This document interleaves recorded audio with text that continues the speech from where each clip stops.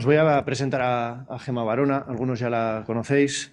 Ella es doctora en Derecho Penal por la UPV, es diplomada en Criminología y tiene un máster en Sociología Jurídica. Es investigadora permanente del Instituto Vasco de Criminología, también aquí en esta casa, y profesora de Política Criminal y Victimología en la Facultad de Derecho de aquí de San Sebastián.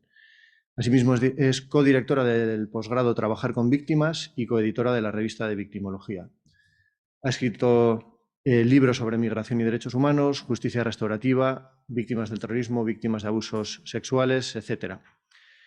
Entre sus últimas publicaciones sobre nuestro tema se encuentran artículos o libros como Alrededor de las narrativas victimales, algunos paralelismos entre las víctimas del terrorismo y otros delitos graves, la red de encuentros restaurativos en casos de terrorismo, o las respuestas restaurativas al terrorismo en el ámbito penitenciario, terapia o justicia. Y también quería mencionar un libro del que es coautora, Mitos sobre delincuentes y víctimas, argumentos contra la falsedad y la manipulación.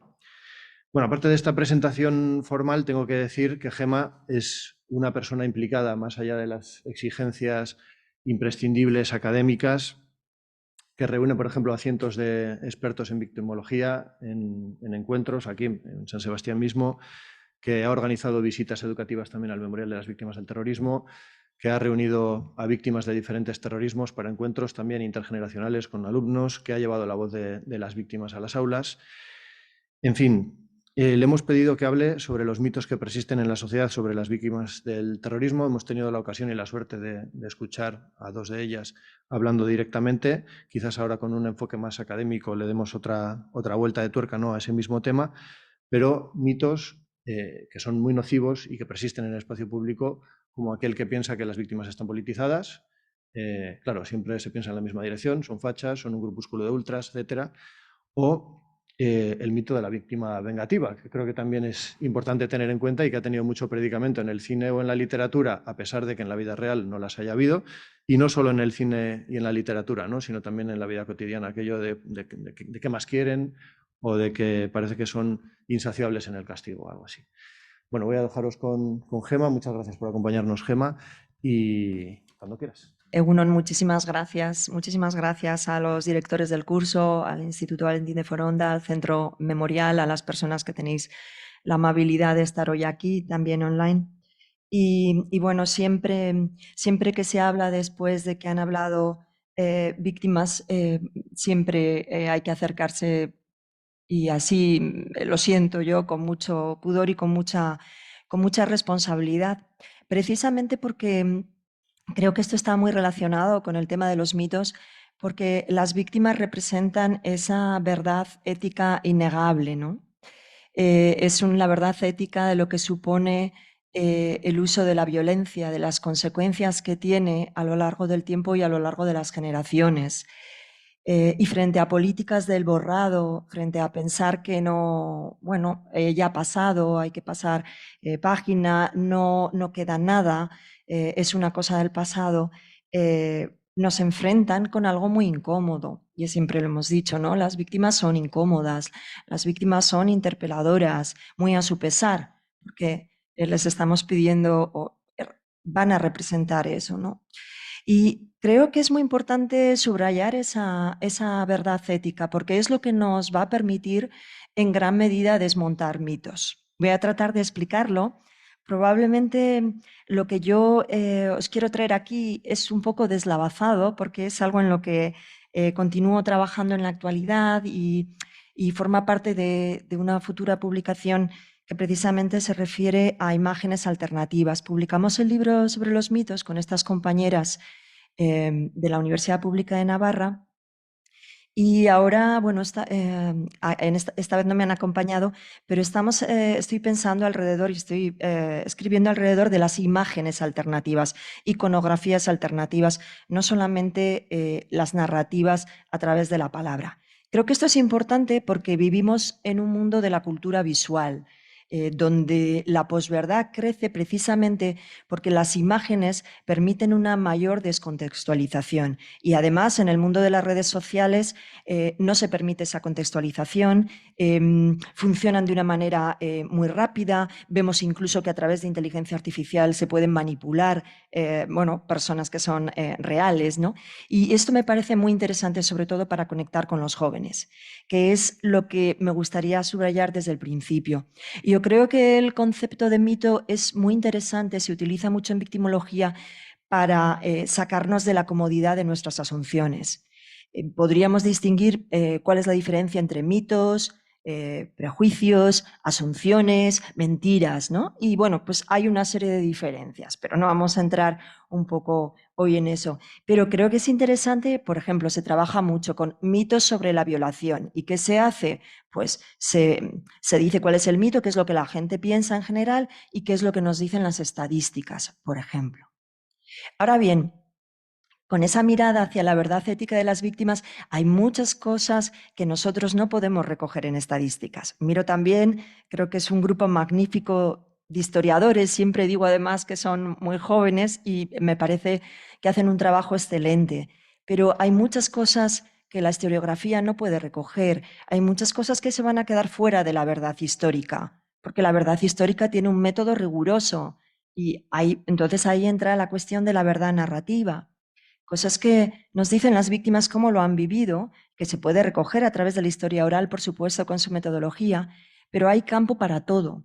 Hay campo para la verdad judicial. La verdad judicial es muy escasa y pobrísima en este sentido, porque tenemos muchos asesinatos, por ejemplo, sin esclarecer, pero hay mucho más además de asesinatos. La verdad judicial, si no se puede probar en un juicio que tiene que ver con lo forense, eso no va a considerarse como una verdad judicial. Es la punta del iceberg, es una verdad muy fragmentaria, que necesitan las víctimas, pero es muy fragmentaria. Hay delitos que ya están prescritos, jamás van a tener una verdad judicial, jamás. Y por lo tanto hay que operar otro tipo de mecanismos de justicia que puedan ofrecer ese reconocimiento, lo que llamamos victimidad, ese reconocimiento de la condición de víctima. Yo creo que el desajuste y el gran dolor que se produce, y no voy a hablar en nombre de las víctimas y me disculpo si lo parece ni quiero generalizar, simplemente desde los estudios que nosotros modestamente hemos hecho con la ayuda de las víctimas, es la idea de que te cuestionen la condición de víctima, que te cuestionen esa realidad. Ese desajuste, esa distorsión produce un dolor inmenso y además que se siga cuestionando con el paso del tiempo. Han asesinado a un familiar, han intentado asesinarme a mí, me han extorsionado a mí y además cuestionan la condición de víctima. No se reconoce a veces jurídicamente y no se reconoce socialmente, dependiendo además de comunidades de referencia, porque tendríamos que hablar también de la sociedad en general, pero de comunidades, de los pueblos, de ciertos pueblos, de ciertas comunidades dentro de los pueblos, etcétera, etcétera. Y esa es la cuestión, ¿no? Las víctimas sufren ese dolor, es un dolor que llevan, que no ha desaparecido, que continúa, que no es verdad que es el pasado.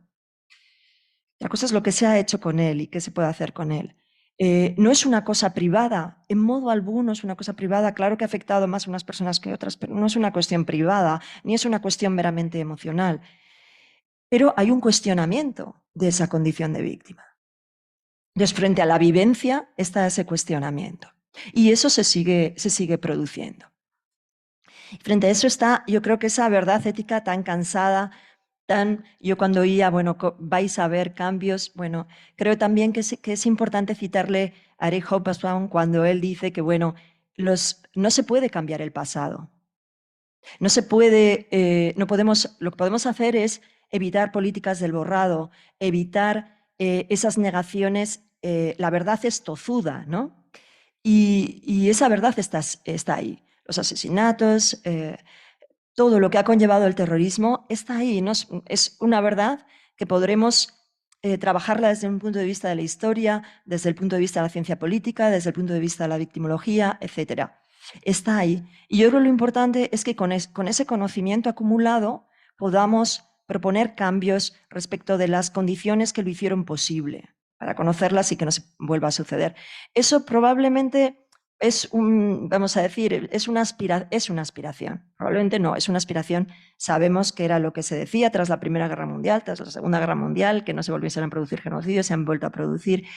Luego el conocimiento y la academia en general no ayudan a que la violencia política, en este caso el terrorismo, continúe. Pero creo que nos puede hacer estar más alertas, sobre todo con la gente joven, hacia ese lenguaje. Un lenguaje peligroso, una indiferencia peligrosa. Entonces creo que es muy importante conocer qué nos hace la violencia, cómo es posible la violencia política, el terrorismo, cómo no estamos inmunes de que se pueda volver a producir en otras formas, cómo lo justificamos, cómo justificamos lo injustificable. Creo que es muy importante esa interpelación. ¿Por qué los mitos funcionan? Yo me atrevo a decir por dos razones fundamentales en este campo. Primero, como bien explica Reyes Mate, porque la violencia tiene prestigio cultural. O sea, en el ámbito académico, pues esto puede sonar, pero la violencia tiene prestigio cultural. No es verdad. Muchas veces se justifica la violencia, por supuesto, en el tema del terrorismo, pero fuera de la violencia de ETA y de otros tipos de violencia política o terrorismo. La violencia sigue teniendo un prestigio cultural. La historia, a lo largo, lo vemos, tiene un prestigio. Y vemos también muchas formas lúdicas que persisten, tiene un prestigio la violencia cultural. Esto lo explica muy bien, entre otros, Reyes Mate. Y por otro lado, los mitos funcionan porque son muy cómodos. Son muy cómodos, nos evitan interpelarnos sobre lo que nosotros hemos hecho como miembros de la sociedad y lo que seguimos haciendo. Y es muy cómodo, nos permite justificar cosas que son injustificables, nos permite decir, bueno, está mal, pero bueno, hay que entender que... Y por eso yo creo fundamentalmente funcionan por estos motivos, por el prestigio de la violencia y porque son cómodos, nos permiten no cuestionarnos. El mito como... Aquí. Esta es una propuesta, ya no me va a dar tiempo y no quiero que sea tampoco nada que resulte un poco forzado, ¿no? Aunque traigo varios temas. Yo cuando lo preparaba no me gusta repetirme y entonces quería de alguna manera trasladaros cómo nosotros trabajamos con esos mitos con nuestros estudiantes. Yo no tengo muchos estudiantes, eran una treintena dentro de la Facultad de Derecho que optan por la asignatura de victimología. La asignatura de victimología, por cierto, también maneja una serie de mitos, el primero de los cuales, que creo que también nos puede pasar a toda persona investigadora en diferentes ámbitos, es considerar a las víctimas como objeto de estudio. Bueno, en realidad es una falsedad y es una mentira, ni siquiera, no es un mito, ¿no? Las víctimas no son objeto de estudio. Nosotros las podremos querer tratar y las trataremos, en su caso, como objeto de estudio, pero no son objeto de estudio. Son personas como cualquiera de nosotros que han sufrido algo que en modo alguno merecían y, por supuesto, ni deseaban. Y eso tiene unas consecuencias. Eso genera una responsabilidad social, una responsabilidad jurídica, una responsabilidad penal, pero también una responsabilidad ética, que es, por supuesto, de la persona que ha cometido ese delito, pero también es de la sociedad y de las instituciones. Creo que esto es muy importante porque eso ha producido una distancia. Esto quiere decir que, y a mí esto me lo han dicho muchas veces, pero Gemma, ¿estás siendo objetiva? Cuando tú estudias tienes que ser objetiva. Pues yo creo que naturalmente que uno puede ser, bueno, sobre esto hay mucho escrito, uno tiene que controlar los prejuicios, tiene que reconocer que no salimos de la nada, que todos pertenecemos y más si hemos nacido, hemos vivido en el País Vasco. Pero evidentemente, esto lo escribió muy bien, siempre recomiendo la lectura, el gran sociólogo Howard Becker, cuando se preguntaba de qué lado estamos en 1965, ¿no? Y lo que hay que hacer es controlar los prejuicios, saber que todos los tenemos y utilizar bien esa metodología y exponer las limitaciones de esa metodología, sea historia, sea victimología, sea derecho, etcétera, etcétera. Pero creo que es muy importante reconocer que a veces tratamos a las víctimas como objeto de estudio y eso nos impide, crea una distancia que nos impide ver esa verdad ética, que nos impide ver una verdad que supera la realidad que podemos constatar y podemos dejar al final en archivos. Y entonces tenemos que ser conscientes de eso, igual que los físicos son conscientes de la materia oscura que hay en el universo, ¿no? En ese sentido. Y esto es muy importante también porque a mí una de las frases que más me ha gustado es una vez cuando una víctima, entrevistándola, me dijo, Gemma, es que las víctimas no salimos del guión que los demás nos habéis escrito para nosotras. Porque eso es lo que tendemos a hacer en las diferentes disciplinas. La victimología, de hecho, surgió con una clasificación de víctimas, clasificando las víctimas. De una manera, además, que utilizaba otros mitos porque incluso hablaba de víctimas más o menos inocentes, ¿no? Esto totalmente se ha cambiado, pero es ese surgimiento a finales del siglo XX de la victimología como parte de la criminología. Y yo creo que es muy importante, y esto es lo que dificulta todo al final, forma parte de esa verdad ética. Nosotros, claro, tendemos a sistematizar, queremos intentar abarcar la realidad con métodos empíricos en su caso, o sean normativos, manejando una serie de valores, de racionalidades, etcétera, o a través de la observación y a través del experimento en ciencias más empíricas. Pero tendemos de alguna manera, por supuesto, a simplificar, a sistematizar de una manera ordenada. Y siempre nos vamos a dejar algo, porque hay cosas que no podemos ver, hay preguntas que no nos podemos hacer, hay cuestiones con las que no podemos atinar para trabajar con las víctimas. Y sin embargo tendemos a esa sistematización. Y este es el kit de la cuestión. Cada víctima es un mundo y es un mundo cambiante. Como bien han dicho Ana, Javier, no son iguales el día de después del atentado, a los 10 días, a los 15 días. Lo que sí es cierto es que alguien le rompió la vida en un antes y un después. Y lo que sí es cierto es que esas consecuencias de la violencia perduran de una manera u otra.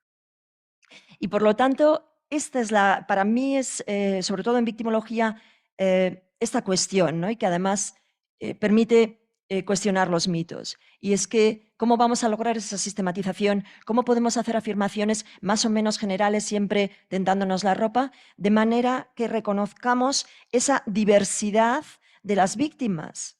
Esa gran diversidad de las víctimas. Cada víctima es diferente, es un mundo en sí mismo y además es un mundo cambiante. Y esto rompe mitos. Esos mitos de que las víctimas algo habrá hecho, las víctimas son vengativas, luego si queréis en el coloquio podemos ir sobre esto, ¿no? Esa especie de equivalencia que se hace o distinción muchas veces, ¿no? Y justicia no es venganza, ¿no? Tienen algo que ver. Hay una cuestión en los mitos, Raúl aludía a Eliade, a mí me gusta también mucho toda la construcción que hace también Campbell, bueno, y el concepto de mitos dentro de los estudios de antropología para explicar, bueno, son esas narraciones que están en un mundo suspendido, porque no ha existido realmente, no es una historia pero están suspendidos, pero tienen algo de verdad. Y me intentaré explicar para que no se me entienda bien. Y creo que es interesante esto, pero mitos que podemos desmontar, las víctimas son vengativas, las víctimas algo habrán hecho, las víctimas son algo del pasado, las víctimas tienen que ver con el pasado, no con el presente y el futuro. Qué gran mentira, ¿no? No es ni siquiera un mito. Las víctimas están politizadas en el mal sentido de la palabra. Las víctimas están inhabilitadas para hablar porque han sufrido y siguen sufriendo mucho, no son agentes racionales, por ejemplo. Hay víctimas de todos los lados en el totum revolutum, ¿no? Y esta es una cuestión, por ejemplo, esto es algo que siempre me ha llamado la atención. ¿Cómo podemos defender los derechos humanos y reivindicar los derechos humanos alegando la violación de otros derechos humanos? ¿No? Esto a mí me parece muy interesante, porque yo siempre que lo planteo con mis alumnos, no os voy a mentir. Bueno, no tienen ni idea. Solo si les ha tocado de cerca, que son muy pocos. Y esos tienen menos prejuicios para hablar, tienen menos miedos para hablar, pero enseguida te dicen, bueno, es que hay víctimas de todos los lados. Es que hay víctimas de todo. Que, por ejemplo, si yo estoy hablando de víctimas, personas mayores, nadie me dice, ¿y las víctimas jóvenes? Entonces, esto sucede, o sea, este tipo de argumentaciones sucede en ciertos contextos. Entonces, es muy interesante también porque unos mitos surgen, perduran y funcionan en determinados contextos y no funcionan con otros. La victimización terrorista y en concreto la victimización de ETA en su caso es muy particular y hay que contextualizarla. Pero es muy interesante a veces compararla con otro tipo de victimizaciones para darnos cuenta un poco qué mecanismos funcionan de justificación, en fin. Es una cuestión también, voy a traer estos autores que comento aquí, pero no he mencionado una autora y cuando oí hablar a Javier y a Ana también me ha recordado que es Martha Nussbaum, que por cierto también está ahora muy de moda, esta filósofa con el tema de todo el tema de la violencia sexual y el consentimiento. Pero Martha Nussbaum tiene, bueno, tiene varios libros y yo creo que hay uno pertinente, reinterpretable, no habla de víctimas del terrorismo, pero es el de Ciudades de Orgullo, Citadels of Pride. Y es muy interesante porque lo que ella dice es que, de alguna manera, la violencia funciona de forma que la persona que la ejerce, en determinados contextos, piensa que está por encima de la ley. Piensa que está por encima de la ley, que la ley no le va a llegar, que esas normas de convivencia que nos hemos construido, siempre imperfectas, que es el derecho, cómo regulamos la convivencia de la manera más pacíficamente posible, aunque evidentemente a veces hay abusos del propio Estado, bueno, pues que soy intocable, no, yo estoy por encima de la ley porque obedezco a un fin que justifica los medios y por lo tanto también estoy por encima de una legalidad que encima en su caso tacho de injusta. Creo que este mito también ha operado. Y hay otra cosa que dice Marta Nussbaum sobre la violencia, que es que las personas que lo ejercen creen que las víctimas no son reales, que el sufrimiento no es real, precisamente porque están dentro de ese mecanismo del fin justifica los medios. A mí esto me hace pensar. Y hay otro concepto de Marta Nussbaum muy interesante, que es el de la ira en transición, la rabia en transición. Cuando ella dice, es absolutamente normal, y Enrique Echeburúa también lo explica muy bien desde la psicología clínica, es totalmente, y además se extrañan cuando no es así, que las víctimas experimenten rabia, que experimenten enfado, que tengan incluso deseos de venganza. Lo importante es que no se lleve a cabo. Esto es totalmente normal. ¿Qué es lo que hacemos con ello? Es lo importante. Y no dejarlas solas es lo importante. Y asumir responsabilidades es lo importante. Y Marta Nussbaum habla de la ira, de la rabia en transición. Y para ese trabajo, que es también, al final, como dice también Reyes Mate, el trabajo de duelo de toda la sociedad, es un trabajo que no se hace de manera individual.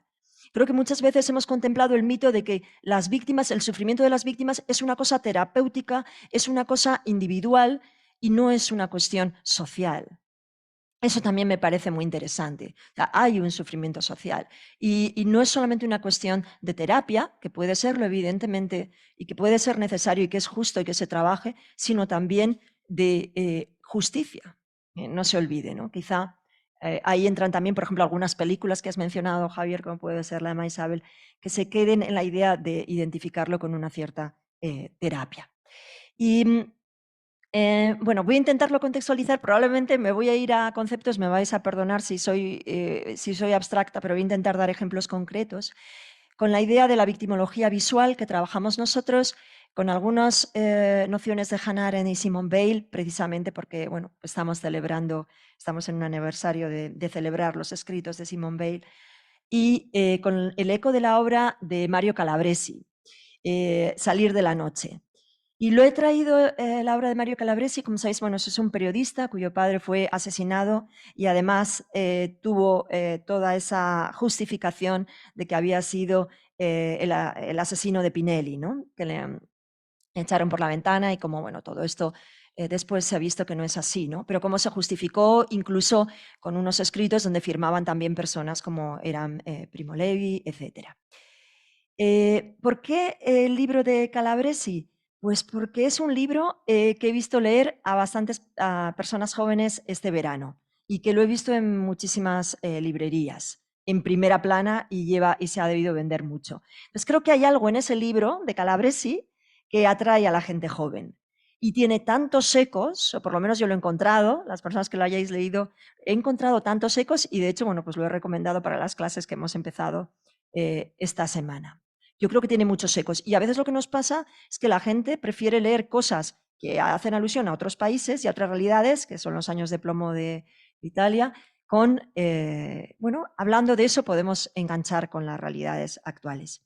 Tengo que decir que cuando este año fuimos al memorial, también con los estudiantes, es una forma de romper esos mitos. Cuando después hablamos con ellos nos dicen, pues yo creía que le sacas de los esquemas a la gente joven. ¿Eso sirve para algo? ¿Eso sirve para que no vuelva a suceder? Eso no es un grano de arena. O sea, sé que una visita con 30 estudiantes es una cosa insignificante de todo lo que hay por hacer, pero es hacer algo frente a lo que no se hace. Creo que la Universidad del País Vasco también tiene cuentas pendientes.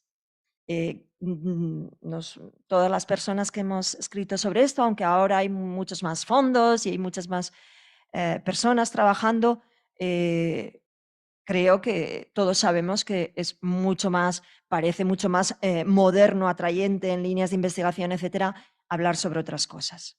Bueno, y sin embargo creo que tiene muchísimo interés y creo también que los estudiantes tienen interés. No voy a entrar dentro del concepto de mito, pero sí, y luego si queréis lo discutimos, yo sí que creo que Campbell lo explica muy bien, que el mito, hay algo de verdad en el mito. Entonces me diréis, Gemma, entonces, por ejemplo, las víctimas son vengativas, ¿qué hay de verdad ahí? ¿Qué hay de verdad? Yo creo que los sentimientos de venganza son reales en cierto momento, y son legítimos y son naturales. La cuestión es que ninguna víctima se ha vengado, si nos referimos a víctima de ETA. Y también creo que es importante esa idea, aunque bueno, pueda sonar políticamente incorrecta, cuando decimos que la venganza es la hija fea de la justicia. O sea, ¿qué relación hay entre la venganza y la justicia? No lo voy a tocar ahí. Cuando se dice las víctimas algo habrán hecho, ¿qué hay de verdad ahí? Pues es la verdad de decir, bueno, es que tú has decidido sentenciar a alguien porque pertenece a la Guardia Civil. Y esa es la verdad. La verdad no es en el sentido que tú quieres interpretarla. Porque claro, la cuestión es cómo interpretamos las verdades, ¿no? Luego, cuando se dice que el sufrimiento inhabilita para hablar, claro que el sufrimiento inhabilita para hablar, pero en ciertos momentos. Inhabilita para hablar a lo mejor con ciertas palabras, pero las víctimas se han expresado a veces no con palabras, a veces con silencios, y eso también es una forma de comunicación. ¿Qué ha ocurrido? Porque las víctimas en todo en un proceso de victimización hay muchos protagonistas. Están las víctimas, pero están las personas que han cometido los delitos, las personas que lo han apoyado y las personas que han estado alrededor como observadores más o menos implicados. Y todos están convocados, ¿no? A esa mesa respecto de esos mitos, cómo funcionan en ellos. Y ahora no voy a entrar en ello, ¿no? Pero hay esta parte de la victimología que llamamos victimología visual, que dentro de este mundo digital está tratando de ver cómo representamos a las víctimas, en este caso el terrorismo, cómo se representan. Si yo cojo un ejercicio muy fácil, cojo y tecleo en Google, víctima del terrorismo, imágenes, a ver qué me sale. A ver qué sale, ¿no? Y siempre va a ser una simplificación, siempre va a ser. Entonces, yo esto es un ejercicio que lo suelo hacer. Y esto a lo mejor puede resultar un poco de buenismo, pero es decir, necesitamos imágenes alternativas. Necesitamos crear imágenes alternativas. No para intentar de convencer a nadie, sino creo que con esa perspectiva reconstructiva pedagógica. Porque lo que no somos capaces de imaginar, tampoco creo que lo podemos pensar.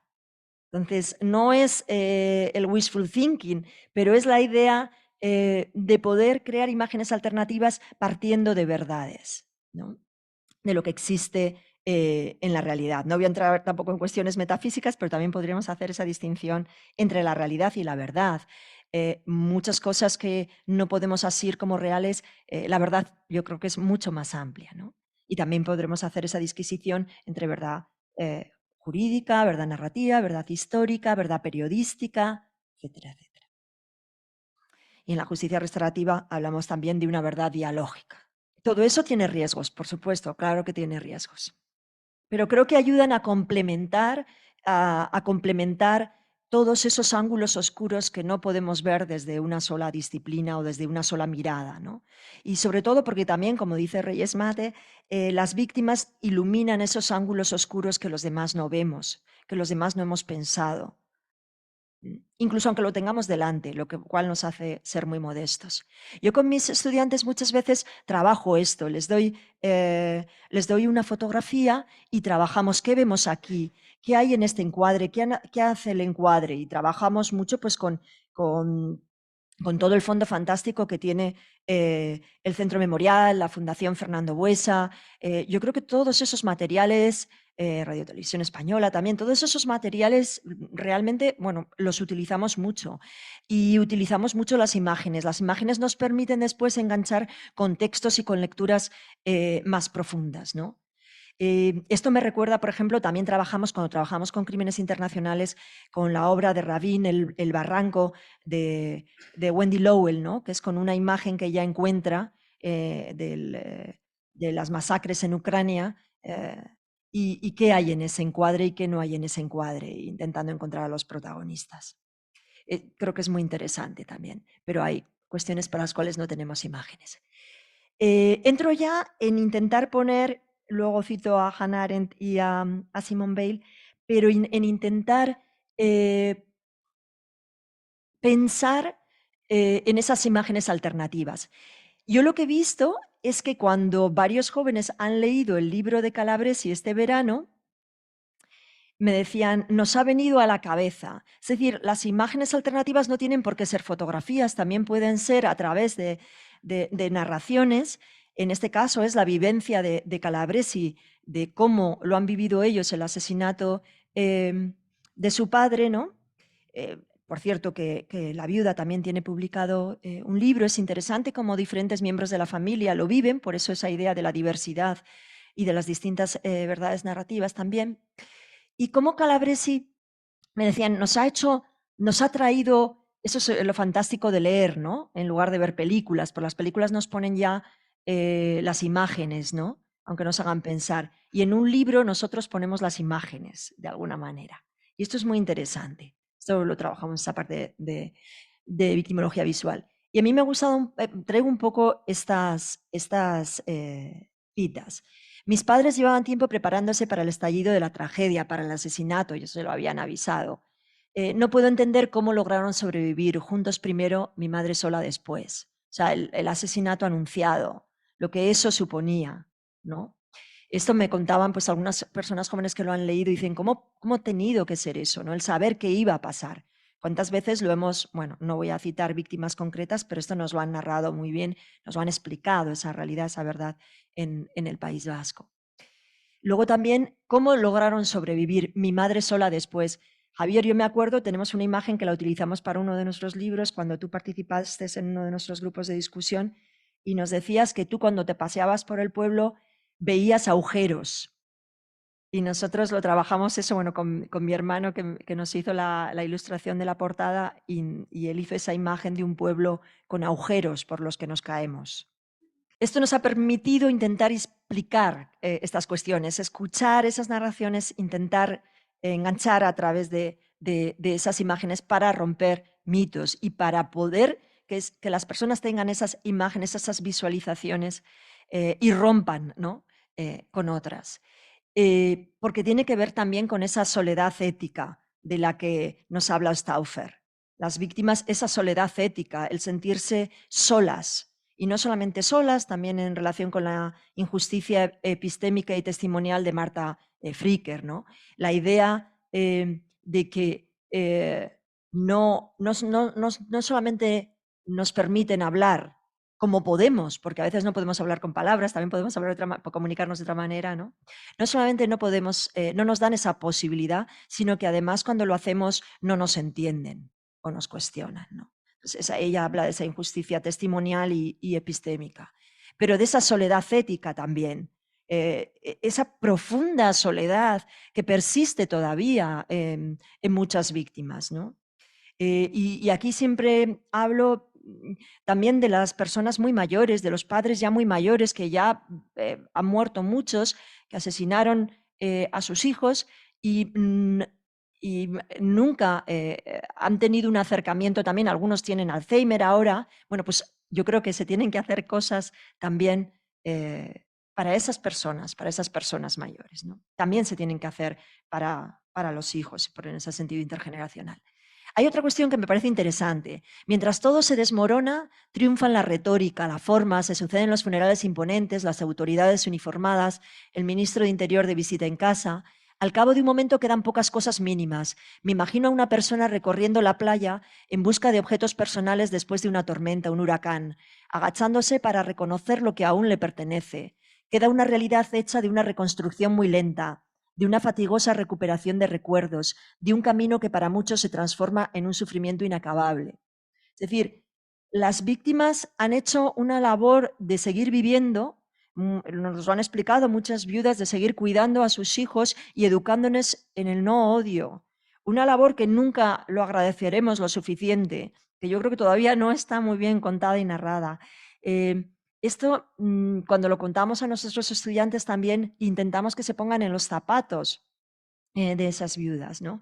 Intentamos que de alguna manera, me acuerdo aquí también en la exposición de Gregorio Ordóñez que hubo justo el año de la pandemia y vinimos aquí con los estudiantes y nos acompañó pues, la viuda Ana de Gregorio Ordóñez y nos acompañó también Bárbara Dürkop y bueno, y había también, vino Juanjo y había también otras víctimas y hubo ahí, bueno, un diálogo muy interesante con los estudiantes. Una de las estudiantes dijo, yo voto a Bildu, pero yo estoy en contra de todo esto. Y se generó un diálogo que fue muy interesante también, un diálogo con la gente joven, que vuelve a ratificar la verdad. Esto no es una cosa del pasado. Y esta es una cosa que dice al final el libro de Calabresi, que me parece que es el mito que hay que desterrar. El mito de que esto es una cuestión del pasado, es ya una cuestión del pasado y que incluso podemos hacer como si, seguir viviendo como si no hubiese pasado. Pero ha pasado y está ahí, aunque no lo veamos, está ahí. Para mí este es el gran mito con el que tenemos que trabajar y cómo enganchamos a la gente joven con eso. De niño era una burbuja de soledad en la que me sentía cómodo, pero que tenía evidentes contornos de tristeza. No puedo dejar de pensar cómo habría sido mi vida con un padre, unos hermanos con los que jugar, en quienes confiar. Habría tenido muchos y mi madre no estaría como está. A veces pienso tanto en ello y me derrumbo, exhausta. Esto es una víctima que habla con Calabresi. No consigo encontrar la paz. Estoy sola y siento demasiada rabia por lo que me quitaron y por lo que hubiera podido ser, pero no fue. Había comprendido que para vivir es necesario y fundamental echar cuentas con nuestro pasado, plantar cara a lo que más nos asusta, ponerles nombres a todas las cosas, incluso las más dolorosas. Es la única manera de poder seguir adelante. Luego esta mujer que que muere finalmente por un cáncer, una mujer joven, tiene un encuentro con una de las personas que participó en el asesinato. Y tiene una cosa también, que esto yo lo he visto en muchas víctimas del terrorismo de ETA en concreto, es el que en un momento cuando le hacen una conmemoración ponen el nombre de su padre de manera incorrecta y finalmente lo corrigen, ¿no? Y esto puede parecer, pero son también esos pequeños detalles que dicen, es que las víctimas son demasiado sensibles, otro gran mito. Y la pregunta es, ¿qué entendemos por sensibilidad? Y recordándonos, siempre lo digo a Leonardo da Vinci, la sensibilidad es la puerta del conocimiento. ¿Cómo no van a ser sensibles en ese sentido que dice Reyes Mate? Porque ellas ven cosas que los demás no vemos. Equivocarse en el nombre es muy grave cuando haces un acto conmemorativo. Y dicho eso, se puede rectificar y se puede, de alguna manera, hablar sobre eso, ¿no? Hay otra frase que dice, usados el uno contra el otro en un interminable tira y afloja, porque claro, se contrapone la muerte de Pinelli con la muerte de Calabresi. Y el libro explica, bueno, no voy a, para mí está muy bien, ¿no? Pero claro, él dicen, es que Calabresi fue un torturador, encima toda la izquierda lo apoya y tiene ese prestigio y bueno, ¿y cómo desmontamos eso? Es que incluso después de muchos años, además, bueno, Calabresi además está casado con una mujer, en fin, hay toda una serie de cuestiones que son interesantes también familiares, pero al final dice, todavía voy a reuniones donde dicen que mi padre fue un torturador. Da igual que se hayan presentado pruebas, da igual que haya habido una investigación judicial, etcétera, etcétera. Y está aquí el, sea lo que sea, ¿no? El justificar una cosa con la otra, ¿no? De nuevo. Usados el uno contra el otro, usados el uno contra el otro, politizados de una manera partidista el uno contra el otro, en un interminable tira y afloja. pero a nosotros nuestra madre nos lo contó con delicadeza, vinculando los dos destinos, pero nunca enfrentándolos, nunca haciendo esa especie de balanza, que en modo alguno además. Bueno, hay muchas cosas, las voy a saltar, pero es que a mí este libro me ha gustado mucho por todos los ecos que tiene. Luego también, por ejemplo, todo el tema ahora con los temas de las medidas cuando dicen las medidas de gracia, cuando ha habido indultos, etcétera, etcétera, cuando ahora también con el tema de las extradiciones, porque una de las personas que es responsable pues está en Francia, etcétera, etcétera, todo ese proceso. Dice, bien, nosotros las víctimas no hacemos, no tenemos que ver con la justicia, o sea, no somos legisladores, no somos quienes hacemos las leyes, por supuestísimo podremos opinar como cualquier ciudadano, y cuando se dan indultos o cuando hay determinadas medidas de gracia, etcétera, etcétera, la cuestión es cómo se hace también. Creo que esto es importante. Cómo nos avisan, bueno, y luego cada familia tendrá su propia opinión, efectivamente, ¿no? Pero creo que esto es también interesante, la cuestión de cómo se hacen las cosas, por qué no se piensa en las víctimas. Y a lo largo de todo el libro, no voy a leer todo, pero a lo largo de todo el libro está la cuestión de él, de alguna manera, echa en cara a la sociedad italiana y a la política italiana que se haya dado más protagonismo a los victimarios que a las víctimas. Y termino. Esa es un poco también la idea, y que conecta con el tema del espacio público, bueno, de su ternera, etcétera, etcétera. Creo que hay que ser muy delicado cuando se trae al espacio público. Creo que no es lo mismo traer a alguien al espacio público que haya hecho un reconocimiento que no lo haya hecho. Y en todo caso es una cuestión delicada. Creo que se tiene que hacer con una gran delicadeza y sensibilidad hacia las víctimas. En el ámbito universitario, yo también os lo reconozco, yo he invitado en ocasiones a personas que han pertenecido a ETA, que han hecho una rectificación. Creo que es muy importante que los alumnos lo conozcan, para que puedan detectar las técnicas de justificación, de desvinculación moral selectiva, porque siempre es selectiva. Es una desvinculación moral que hace una selección para esas personas. Y creo que los estudiantes universitarios deben identificar esas técnicas de desvinculación selectiva. Me quedo con esa. Desde el principio, en esencia, todo estaba ahí. La violencia, el prestigio de la violencia de una manera cultural, da igual, de derechas, de izquierdas, lo podemos encontrar, ¿no? Él también habla de la violencia de los grupos de extrema derecha, etcétera, etcétera. Nada, pues lo dejo ahí con esas ideas. Yo quería traer otra imagen, que trabajamos mucho también en relación con los mitos. Esto lo encontráis en Capbreton. Son los búnkeres de la Segunda Guerra Mundial que se han ido moviendo porque las dunas se han movido. Estaban más atrás y las dunas, que son móviles, han ido moviendo hacia el mar los búnkeres. Para mí esto, bueno, lo tratamos también en un libro en relación con mitos, es un poco la idea esa también, ¿no?, del pasado. Es decir, el pasado condiciona el presente y el futuro. En la idea con Hobsbawm tenemos que conocer el pasado para poder cambiar las condiciones de nuestro futuro, pero el pasado no lo vamos a poder cambiar, ¿no? Está ahí. Esos búnkeres a lo largo de las generaciones serán 3, serán 4, a lo mejor un día se los engulle el mar, pero estarán ahí sumergidos, ¿no?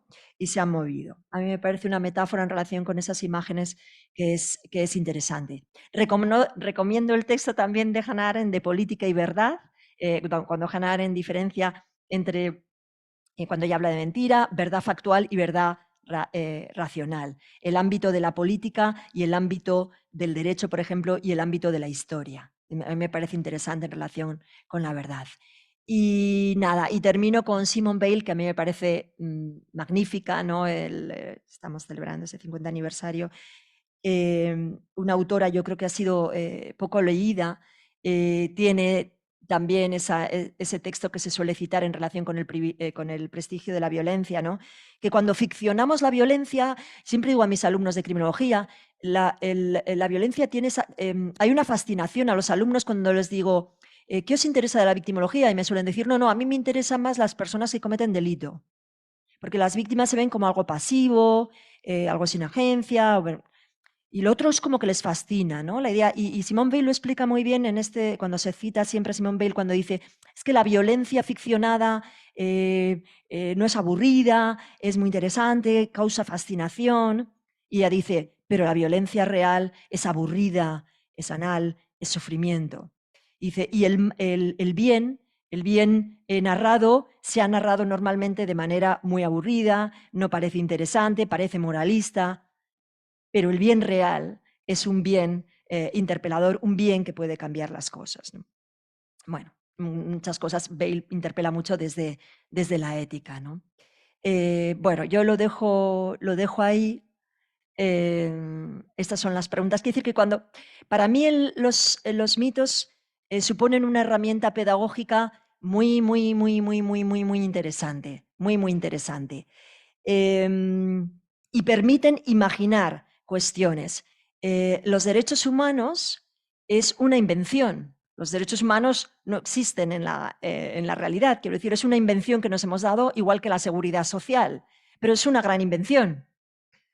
Y es muy interesante ver cómo esos derechos que hemos ido configurando de las víctimas han llegado mucho más tarde que los derechos, por ejemplo, de las personas acusadas. Necesitamos ambos, no es una cuestión de contrapeso. Y que los mitos hacen que en la práctica los derechos de las víctimas no se estén aplicando bien, como son los derechos a la verdad, a la justicia, a la reparación. Bueno, esto era una invitación para el día 21 de noviembre, donde vamos a cuestionar el mito de la víctima ideal para la justicia restaurativa. Y esto es un poco creo que no sé si me lo subieron a la plataforma, si a alguien le interesa la presentación, y disculpas por haberme extendido. Es que casco. ¿Alguna pregunta? Aprovechad ahora. Sí, Gemma, muchas gracias. La verdad que, como siempre, muy interesante. Cuando has dicho que la violencia fascina, no sé si se vendrá muy bien a cuento, pero estamos asistiendo ahora las últimas semanas en varias cadenas televisivas el seguimiento día a día y minuto a minuto de la vida de este carnicero que mató a su compañero despedazándolo en 14 trozos.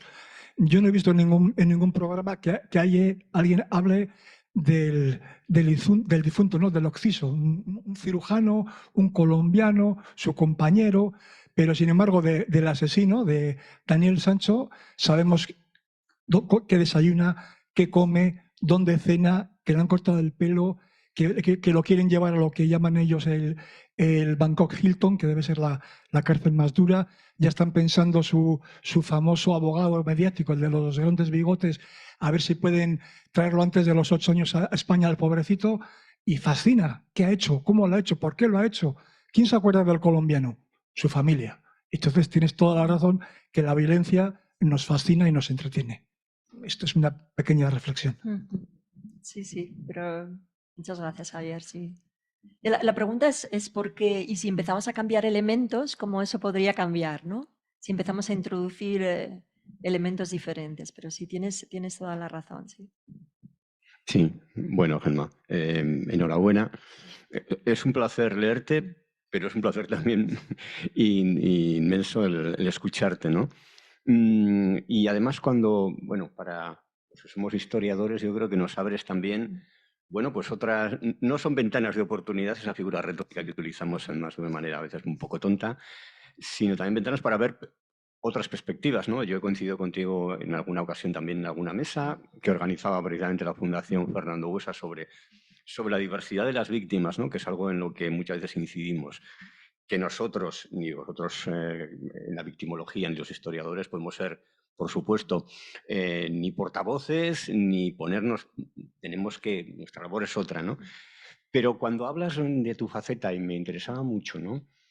Con los alumnos, me interesa también ahora que, si nos puedes contar, profundizar un poco más, ¿cuál es el feedback luego que recibes después de, bueno, abrirles también a ellos esa ventana de decir, bueno, es que hay víctimas y estas son sus características? Claro, tú lo haces desde el punto de vista científico, de quien hace una sistematización, pero también con muchos matices, ¿no? Al que siempre estamos obligados.